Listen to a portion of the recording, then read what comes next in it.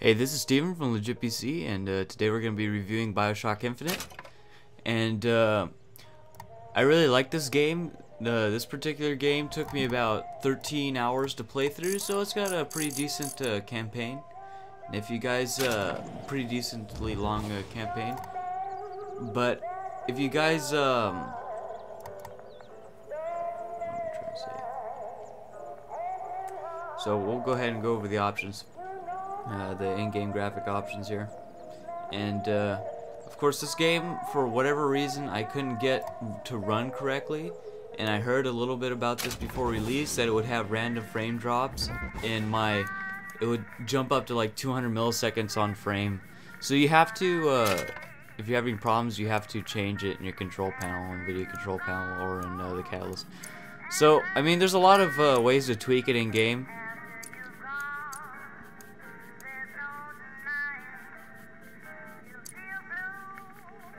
So, of course, there's a lot of options, you know, screen quality, graphic quality, anti-aliasing, texture detail, texture filtering, shadows, post-processing, things like that. And, I mean, when it wasn't dropping frames, it was getting about 60 frames a second. So, I mean, it ran really good, but it would sometimes drop frames during combat, and that was kind of annoying. You guys might be able to see it in the video. But, some people said they got to work correctly, and, I couldn't really get it to work perfectly. I did some tweaks here and there, and then eventually I just went to finishing the game. Like, I would change some things and it would still give me problems or whatnot. Just didn't want to run perfect, but you know, that's alright.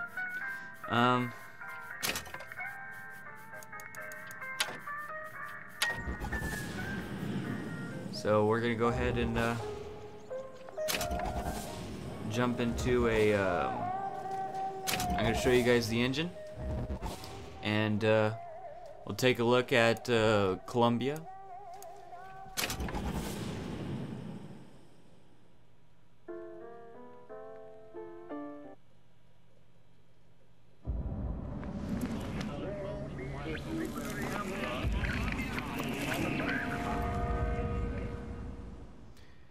Alright, so this is the first chance that you get to look at Columbia, and I know you guys seen it on the trailers, but it's absolutely a beautiful game. It's running on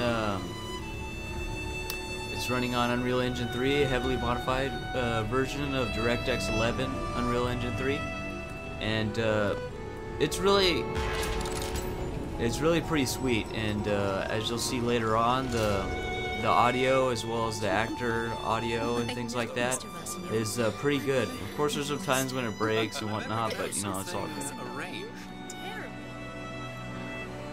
You can see here that everything's really good quality, and they spent a lot of time.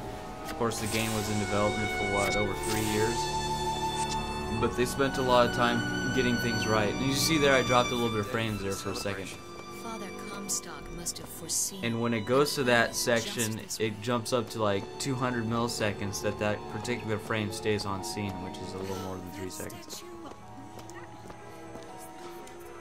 So that's kind of disappointing, but like I said, it's you either get it to run right, or you just play through it. You know, play the 13 hours and play through it. Saltonstall's all right, I tell you. Says he's for faith, family, and fatherland. But overall, I mean, great looking game. The graphics really add to the action portions, as well as the interface between you and the computer controlled characters. And here's another scene of you know, you're on the beach, and this what is it called? It's called Battleship Bay. And you can see, you know, kids playing with shovels, and that's got pretty good animation as well as sound, and the music in the background, and that seagull flying away and things like that. Honestly, I think it's unsurpassed in a lot of games, this kind of environment and world creation, as far as the environmental design. And of course the worlds are massive, but I'm thinking that frame drop is actually texture, like pop-in, right? You come into a room and it renders the textures. It doesn't. Since it's so big, they have to cut it up into chunks in order to get the, you know, the polygon budget. so they have to break it up in chunks, and you have to render it right as you go into a room. I'm looking for a young girl. And here you see here some of the interaction with characters and things like that. As you walk by them, you can interact with the characters, and it has audio and things like that, as well as all the mouth movement. But you'll find portions in the game that are like this. I also have some other footage where you're walking around a lot and picking up things in boxes.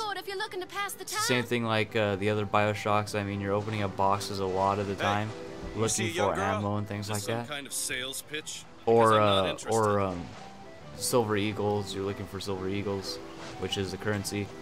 So you'll be doing that a lot. Not any different from any of the other Bioshocks. Look at this one. Especially if you go to higher difficulty levels, you're looking for ammo quite a bit, and you're looking for things like that shining in the distance and whatnot. Picking up vox bones and learning about the prophet campaign. may know how his own biography is going to end, but I can scarcely fathom how I'm going to start it. I mean, other than the kids stuff you get at the Hall of Heroes. That could be our ticket out of here. His baptism was, and here I quote, hang on. Left on the rip. And here, of course, is another look at some of the environments. Yeah, so now we'll get into some combat. And here in the game, I only put the combat where you're with Elizabeth. If you guys don't know what the difference is battling with Elizabeth and without Elizabeth, is that she'll find salts and med packs as well as ammo for you. And of course, you saw some vigors right there. Now. And she could also open tears that bring in alliances or help you in combat, as well as it also plays a part in campaign. As you saw, I opened a tear there earlier and grabbed a sniper rifle. But now there's that mosquito, that flying machine shooting at me. I think that it's one of the deepest combat that I've ever played, but of course it's still kind of broken. Like, the controls aren't super crazy, and of course the difficulty gets kind of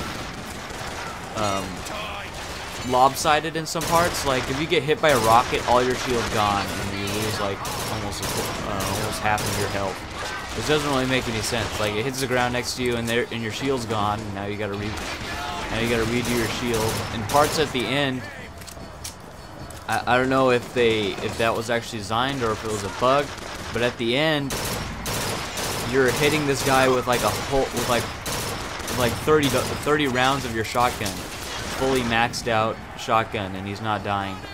But of course he's getting thrown back, but he's just not dying for whatever reason.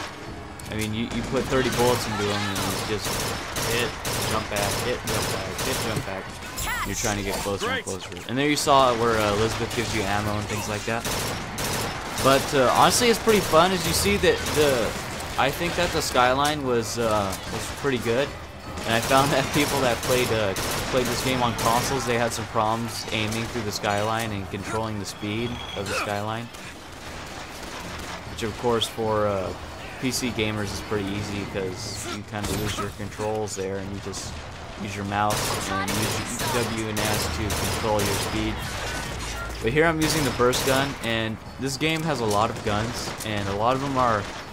There's not really one that has the advantage over other ones, which is, you know, what you always think of looking for in multiplayer.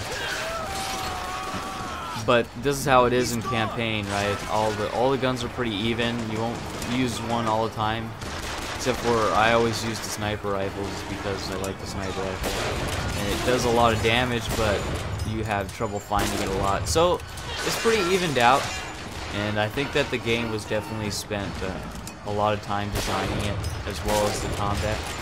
But of course it could have been better than it was, and there could have been a little more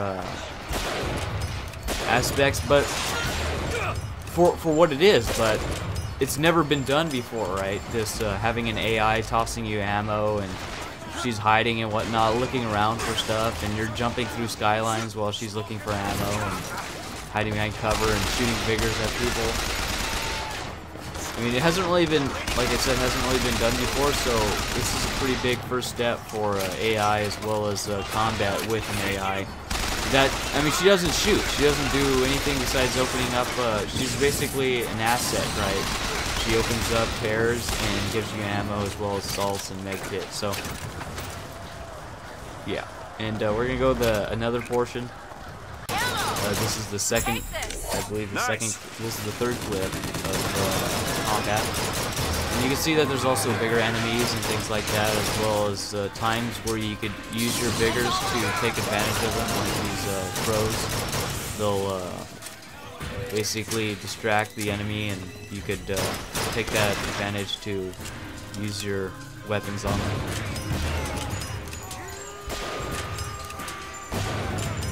Here I'm using sniper rifle again, and before I was using carbine, or carbine, however you want to pronounce it. And of course, the character design changes. You know, you're battling different kinds of enemies all throughout the game, as well as, you know, going through time travel and things like that. But I won't spoil too much of that. And of course, in this game, I tried to pick clips that wouldn't spoil it too bad if you guys haven't played it. And there you saw my shield break. And also in game, there's collectibles. And there, Leslie spin and give us some salt. Perfect timing. And in the game, there's collectibles, like you could upgrade your weapons as well as upgrading your vigors, and you could also get these vials where you could get either health, shield, either more health, more shield, or more salts capacity. So that's really cool. I mean, you could, it's fully upgradable. The only thing that I wish there was is I wish there was more opportunity to upgrade your weapons. Like you can only go up to like a level 2 damage increase. Which, because to me, each time that you upgrade your weapons, you use less ammo, right? And then you have to find less ammo. In this game, you really have to look for ammo quite a bit. And you saw I just ran out, so I have to pick up a repeater.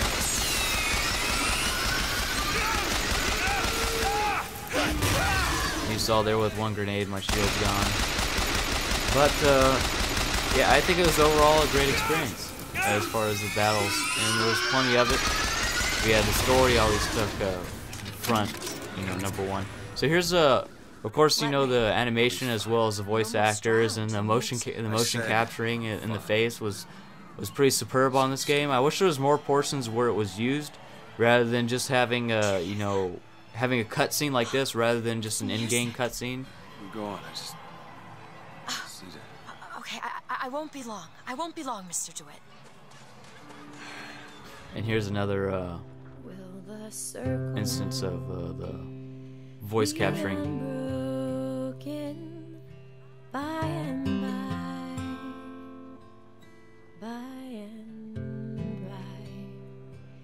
is a better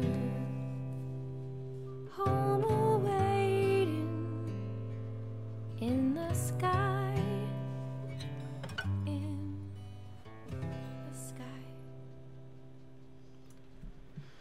And so, like in the other Bioshocks, there is definitely a return of, in this case, is a Vigor, which is the special powers that you hold in your left hand. And here's a little animation of picking up Return to Sender, or I forgot what the exact name is. And of course, you have the machines and picking up ammo as well as upgrading and things like that. You got the vending machines. And here's a portion of what you do a lot in the game. You'll go into a building looking for either code books or looking for collectibles like voxophones or the upgrade your health and things like that, as well as going through these little phonographs. So this will take up most of your time during the game. I think most of the time that I spent in the game, I spent looking for boxes and looking for ammo and looking for upgrades. And also some points you have to go back. So like you start at one point and then you find something that unlocks something else, and then you go back to that point and then come back. Which one time I found a problem where some enemies, all of a sudden, I already killed the enemies and the same enemies were back there after I had to go back and get something and then come back to the original point. After I went through 2 doors, there was enemies back there again. So that was kind of weird, but so yeah, that's pretty much it. So I guess I'll kind of wrap it up, and while you guys are looking at this last clip here of me looking for stuff, picking up voxophones, learning about the campaign and whatnot. So I think that is definitely a revolutionary game. I mean, I love all the stories of the Bioshock. The writer is absolutely excellent, and I think that it's definitely a revolution, but it's not a last step, right? It's the first step, and I think that there should be more games like it. Of course, this story is absolutely insane to follow, and it's something that you think about for a long time, and also might add the replay value to it.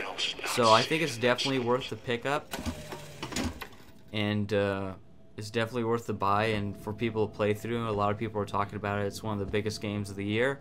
But of course, I gave the game of the quarter to Tomb Raider, because this game, I mean, is good, but it doesn't have any multiplayer, and also it's full $60 when Tomb Raider was like $49, and I really think that it didn't really have too much multiplayer value, you know, without Elizabeth and things like that. They could have done it, but it wouldn't have been the same experience, so I understand why they would not go with it. But overall, it's a great game, and I think you should pick it up. And this has been Steven from Legit PC, and this is my review of Bioshock Infinite. If you like my videos, please subscribe to see more like it. And thanks for watching.